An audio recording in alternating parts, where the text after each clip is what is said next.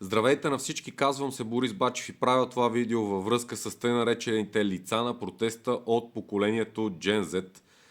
Няколко момичета, които просто ги разнасят наляво-надясно по студията. Мили, млади, прекрасни момичета. Не позволявайте да ви употребяват по този грозен начин. Не може да излизате по националните медии и да казвате как от 9 годишни сте протестирали срещу Делян Пеевски. Къде беше Бойко Борисов през тези години? Как на 9 години решихте всичките да излезете да протестирате от 2013 година? Едното момиче обяснява, че било мигрирало, другото не може да си каже името.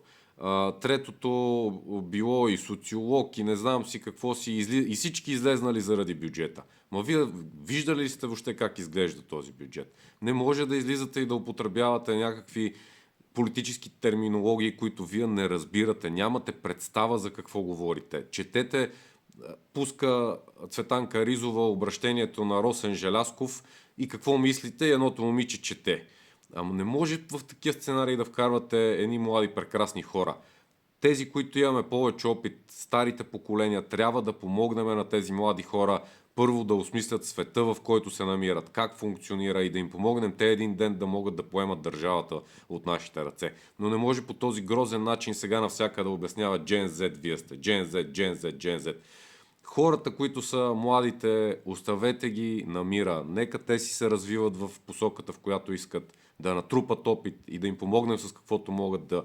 Ние, докато те се развиват, да изградим една нормална държава и когато дойде тяхното време, просто те да поемат и да продължат пътя, който ние сме им създали и начертали, но той да бъде нормален. Не може някакви политически престъпници да се опитват да се възползват от тия млади прекрасни хора и всички да ги оплюват в момента.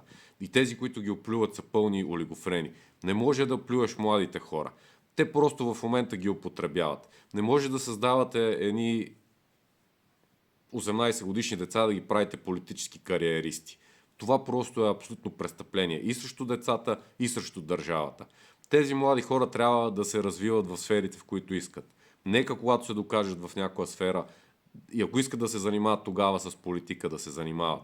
Но не може да ги вкарате в такива политически сценарии. По най-големите медии, по най-големите радиа.